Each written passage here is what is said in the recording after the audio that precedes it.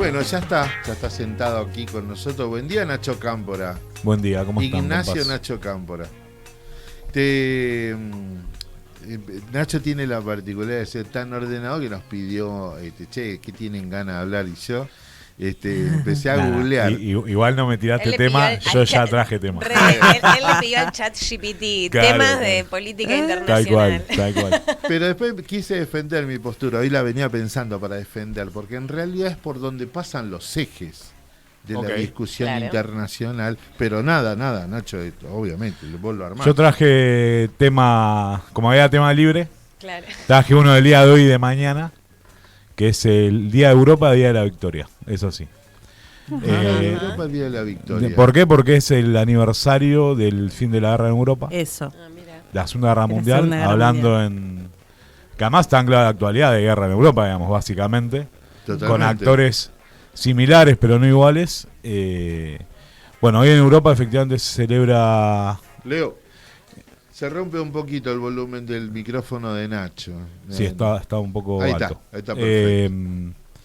El Día de Europa, que tiene que ver con el final de la Segunda Guerra Mundial, pero también tiene que ver con el inicio de la Comunidad Económica Europea, lo que hoy es Unión Europea. El 8 de mayo de 1950, ahí hubo una definición de los estados europeos principales de conformar un espacio común al calor de lo que en ese momento eran objetivos muy interesantes, que era la paz en el mundo y particularmente en el continente europeo después de la guerra, pero también para contrarrestar que es el Día de la Victoria, porque efectivamente es cuando el ejército soviético principalmente el que puso el cuerpo, derrota militarmente al ejército alemán, al ejército fascista o nazi de Hitler y demás. El 8 de mayo, casi a las 11 de la noche, se firma la rendición. Y por un tema de horario, en Moscú se celebra el 9, o sea, mañana. Claro. Por las 2 horas esa diferencia, ya era la hora, ya era el 9 de mayo. Pero que bueno, que es un hito de la historia europea, Tremendo. de la historia mundial, que es el fin de la guerra hasta hoy, y esperemos que la última. Guerra de características globales, mundiales, y la que sin duda tuvo mayor nivel de muerte y destrucción para los pueblos de todo el mundo. Además, lo que imagino, toda esa discusión post firma de la paz, la arrastramos hasta hoy. Es que quedó, que fue mutando, ¿no? No, las consecuencias son vigentes en un montón de lugares. Hoy con el escenario de guerra en Ucrania, en esa zona del este de Europa, se reavivan viejas diferencias. La expansión de la OTAN mismo a Europa Oriental, principalmente, a Polonia, a los países bálticos, a Hungría. Reavivan mucho ese escenario de 1945, que suena lejano en el tiempo, pero que no lo es tanto en términos históricos, no deja de ser contemporáneo, digamos, es algo relativamente reciente en lo que es la historia de la humanidad, pero que además siempre es interesante recordarlo, traerlo acá. A mí me parece lo fundamental es hablar de la paz como necesidad de los países, pero fundamentalmente de los pueblos, para poder resolver sus diferencias, porque la guerra efectivamente es cada vez más eficaz a la hora de generar muerte y destrucción. Lo estamos viendo en Ucrania, lo estamos viendo en Palestina, en cada lugar donde efectivamente hoy hay un conflicto bélico, los que sufren son los pueblos, son las mujeres, son los niños. Eso es un dato clave. Y los valores que llevaron a esa victoria militar, ¿no?, del Ejército Rojo, también estaban fundados en valores humanistas y por la paz, aunque suene contradictorio, porque era el final de una guerra que había dejado a gran parte del mundo. Fueron casi 6 años de guerra, ¿no? La guerra estalla en septiembre del 39 y termina en Europa en mayo del 45, pero va a seguir en Asia, principalmente en Japón, en China, hasta la bomba atómica, ¿no?, que tira Estados Unidos. Che, y quería consultarte, porque en este marco ocurren cosas como, por ejemplo, en Estados Unidos, las masivas protestas que está viendo en las universidades, que al menos a mí me llama la atención. Tal vez es algo que se está visibilizando ahora y ya existía, pero a mí al menos me llama la atención, digamos. Está bueno. Esto, digamos, hay como un montón de expresiones a nivel mundial de alto al fuego, paren de financiar la guerra, digamos. Sí, ¿no? tal cual. Ahí en varios campus de universidades norteamericanas Mirá vos. se generaron situaciones de acampes sentadas de los estudiantes y las estudiantes, que además en general fueron reprimidas, ¿no? Por las Claro. policías Sí. locales de esos lugares, Sí, claro. principalmente con la consigna de basta guerra en Palestina. Esa es como la situación, que además nos trae el tema de la paz, ¿no? Como una necesidad Revival del inmediata. Flower Power. Tal cual. Y además que en la opinión pública de Estados Unidos tiene semejanzas justamente con la cuestión del no a la guerra de Vietnam, ¿no? Una guerra que sin duda para Estados Unidos era mucho más cruenta porque había jóvenes norteamericanos implicados en ese conflicto, pero que aún así son de nuevo sectores como el estudiantil, que se pone en un país principal del mundo, claramente Estados Unidos, la principal potencia económica y militar del mundo hasta hoy, con la bandera de la paz para terminar con la guerra, ¿no? Me parece como ahí un dato interesante.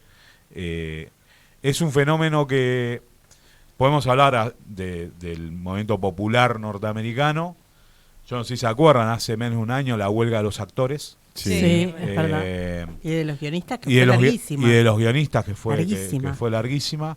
Muy bancada y apoyada solidariamente por sectores del movimiento obrero norteamericano, principalmente los camioneros de allá, los Teamsters, unos gremios más importantes de Estados Unidos. Los Moyanos Yankees. Los Moyanos Yankees de la central sindical, la AFL-CIO, que bueno, que su historia es un poco nefasta, pero que igual la vamos a rescatar en este pasaje de la historia,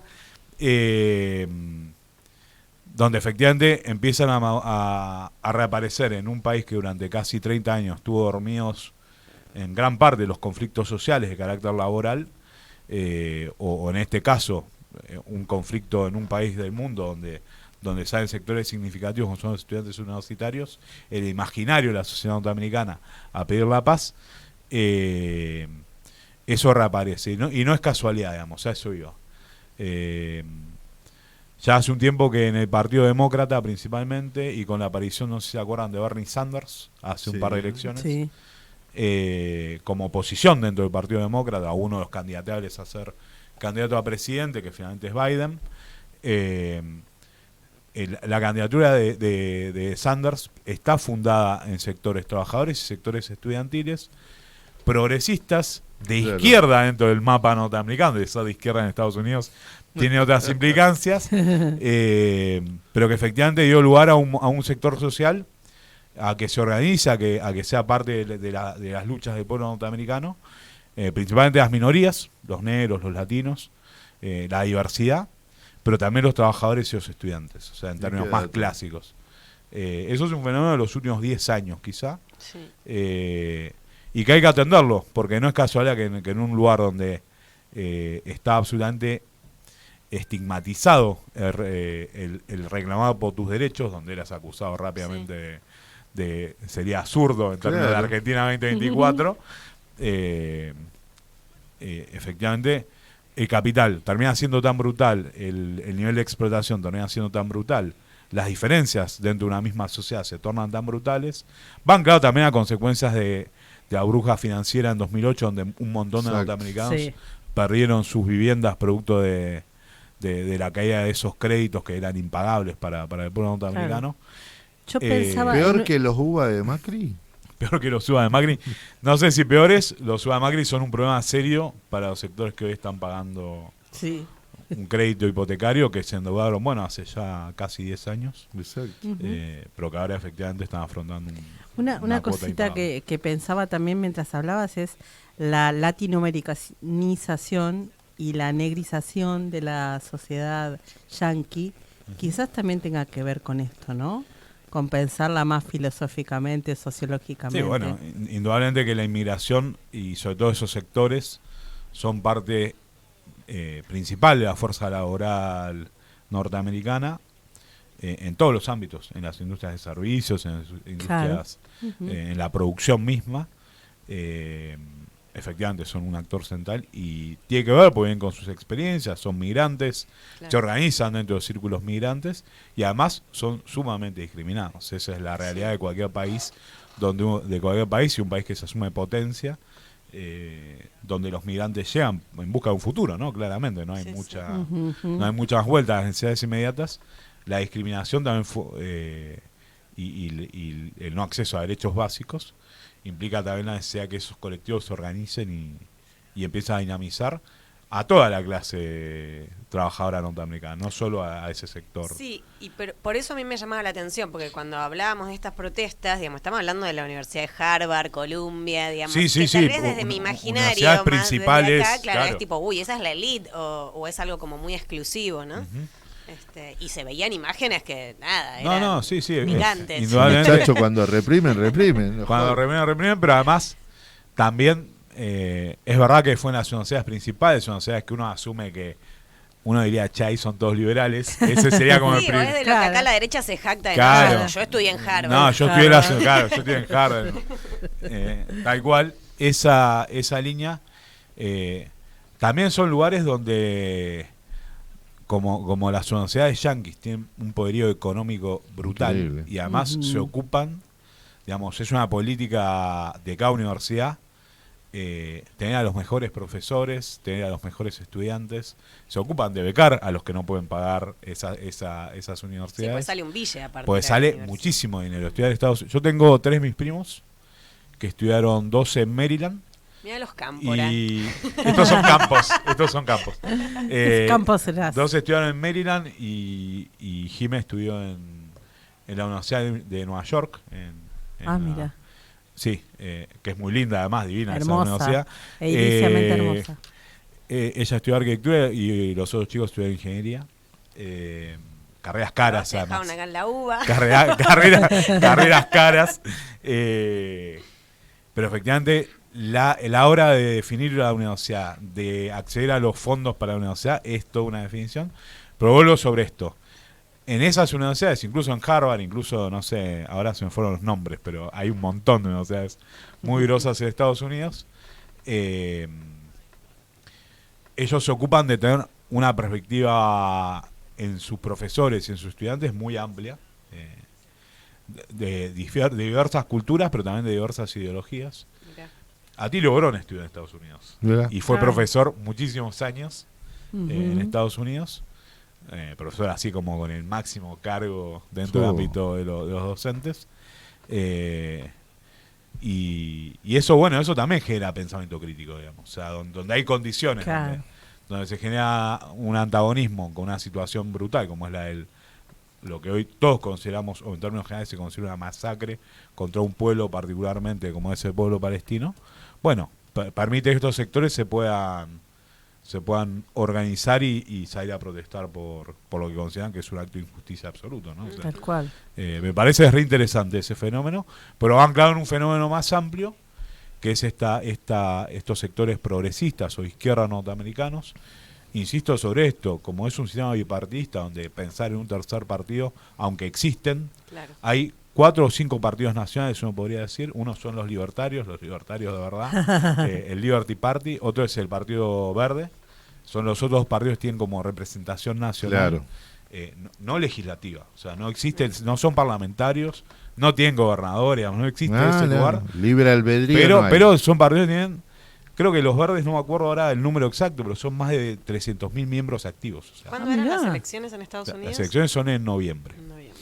Y Sí. ahora en julio se definen las convenciones Claro. partidarias. Que son los martes, ¿no? Van llegando, sumando los días martes, van haciendo... Sí, Sí, las Nacho, primarias. yo te quiero preguntar lo siguiente. Fin de la guerra, nos repartimos el mundo, pero mucho de lo que vino después fue por la desigualdad a la hora de, bueno, el reparto de tierra de África, el reparto de el Oriente, mucho de lo que después se generó de las posteriores guerras más pequeñas se debió a ese reparto que se hizo después de la segunda. Sí, tal cual. Efectivamente, el mundo después de 1945 termina siendo por casi 40 años, 46 años, va a ser un mundo bipolar. Perdón, Eh, y además de la consolidación de como la policía del mundo, Estados Unidos, ¿no? El poder del mundo. Sí, digamos, voy a decir algo, eso se ha consolidado después de la caída de la Unión Soviética. O sea, hasta el 90, digamos, como fecha así arbitraria.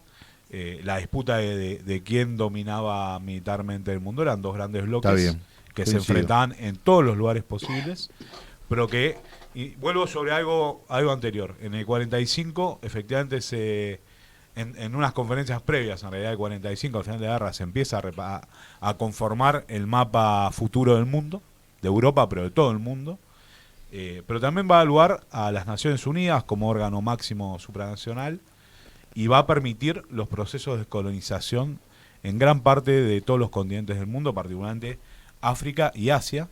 La independencia de la India es una consecuencia posterior, en el 47, y muchos otros procesos de liberación nacional, algunos acordados con la potencia colonial dominante, Francia, Inglaterra, Holanda, sí. Otros con conflictos bélicos más o menos cruentos, incluso con guerras civiles muy, muy prolongadas. Pero es un proceso que es que no hay forma de detenerlo, digamos. Los procesos de liberación nacional llegan, se empiezan a consolidar a partir de los 50, en los 60, y el último coletazo es en la primera mitad de los 70, donde la gran mayoría de los países del mundo empiezan a ser independientes, ¿no? Después podemos hablar si rompieron o no los vínculos con sus potencias coloniales o matrices, digamos. ¿Qué rol juega Estados Unidos? ¿Qué rol juega el bloque socialista de la Unión Soviética y otros? Pero sí permitió ese proceso de liberación que es muy interesante.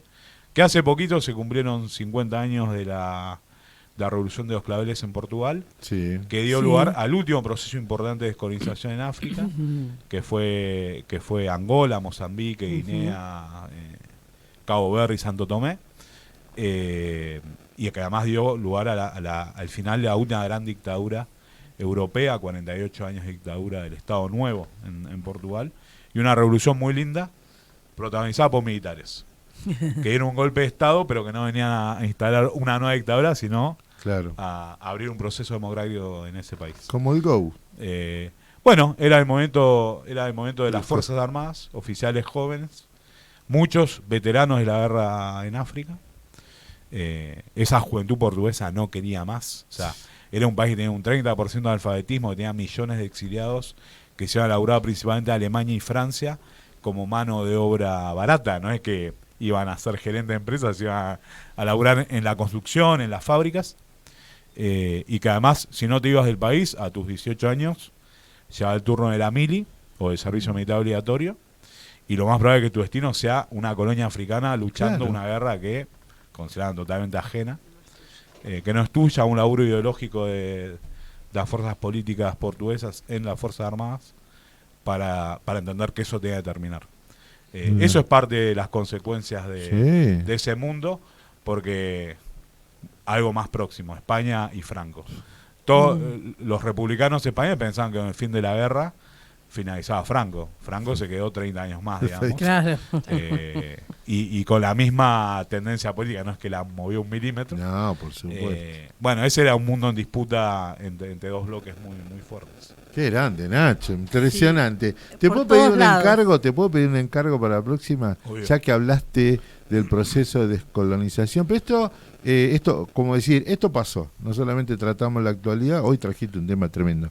En Angola hubo un proceso donde también estuvo el Che, ¿no? No, el Che estuvo en el Congo. ¿En el Congo? Pero en Angola, desde el mismo momento de la independencia, las tropas cubanas, una operación bastante interesante, la Operación Carlota, fueron parte de la consolidación del bloque revolucionario para la liberación de Angola. Dale. Muy buena. ¿Lo podemos ver? Sí, Está sí, bueno, claro. está bueno. Sí, gracias, Nacho. Por nada. Impresionante. Soy tu fiel oyente, No, quiero nosotros- decirlo. Estoy aquí porque mi lugar es martes y jueves en la Vino Agujero de del Mate. Cholula hoy a Pero escuchar. hoy vine porque venía Nacho Cámpora. Traigan pochoclo, viene Nacho, le soluciona una cosa. Vamos a la pausa y ya vamos a tratar un tema muy importante que es el reconocimiento a los compañeros de tránsito. Vino por una tragedia, pero tragedia con lucha la resolvemos en algún derecho más para los trabajadores y trabajadoras del sector.